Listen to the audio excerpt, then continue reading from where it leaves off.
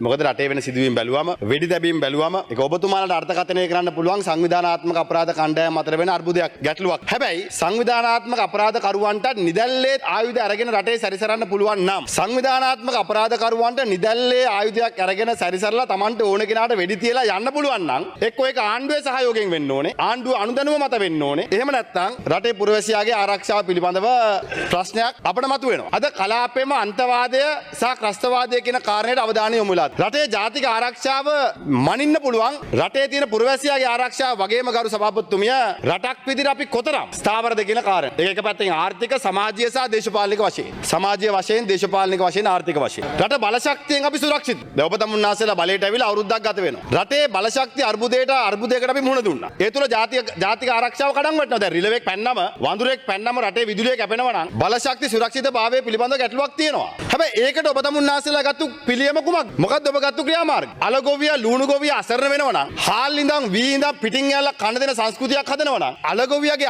ආර්ථිකයේ වී ගොවියගේ ආර්ථිකයේ ලුණු ගොවියගේ අර්ථාපල් ගොවියගේ දීවරගේ ආර්ථිකයේ කඩන් වටලා පිටින් ගෙනලා කන දෙන යපෙන්නන්ගේ ආර්ථිකයක් හදනවා නම් රටේ කුෂිකර්මාන්තය කඩන් වටනවා නම් ඒ තුල ආහාර සුරක්ෂිතභාවය පිළිබඳව අපිට තියෙන ආරක්ෂිතභාවය කුමක්ද? සෞඛ්‍ය ක්ෂේත්‍රය. අද විශාල ගැටලු තියෙනවා. බෙහෙත් හිඟයක් තියෙනවා. එක පැත්තකින් වෛද්‍යවරුන්ට කියනවා පෞද්ගලික අංශයේ බෙහෙත් ගන්න තුණ්ඩු ලියන්න කියලා. ඒ තුණ්ඩුවේ අප්‍රූවල් එක ගන්න පොලිසිය ඒ තුණ්ඩුවේ අප්‍රූවල් එක ගන්න ස්පිරිතාල ඇතුලේ දැන් 5කට යන්න ඕනේ. එහෙම ගියේ නැත්නම් ස්පිරිතාලේ බෙහෙත් තිබ්බ කියලා පැමිණිල්ලක් ආවොත් මේ ආණ්ඩුවෙන් ගිහලා පරීක්ෂණයක් කළා වෛද්‍යවරයාම අපහසුතාවයට පත් කරනවා. ඒ වගේම පැහැදිලිවම අද වෛද්‍ය සංගමයේ විසින් ඔබ තමුන්නාසලව දැනුවත් කරලා තියෙනවා. මේ යන ක්‍රමවේදයට ගියොතින් රටේ ඊළඟ දශකයේ වෙනකොට වෛද්‍යවරුන්ගේ හිඟයක් පවතිනවා. එමුනා සෞඛ්‍ය පැත්තෙනුත් අපි සුරක්ෂිත නැත්නම් බෙහෙත් හේත් වලිනුත් අපි සුරක්ෂිත නැත්නම් ගරු සභාපතිතුමිය අනිත් පැත්තෙන් අනිකුත් වෘත්තිකයන් රට හැර යන තැනට පත් වෙලා තියෙනවා නම් තමන්ගේ තියෙන මේ අසීමිත බදු ප්‍රතිපත්තියත් ඔබේ තියෙන මේ අසීමිත බදු ප්‍රතිපත්තියත් සහ මේ රටේ තියෙන ගැටලුත් එක්ක ඒ පැත්තෙන් ජාතික ආරක්ෂාවට ස්ථාවරත්වයක් ලැබෙන්නේත් නැහැ. ඒ හින්දා අපි විශ්වාස කරන ඔබ තමුන්නාසලා මේ ජාතික ආරක්ෂාව ගැන අවධානය යොමු කරනකොට අර බංකුවේ තියලා ලෙක්චර් දෙන්න ලෑස්ති වෙනවා වෙනුවට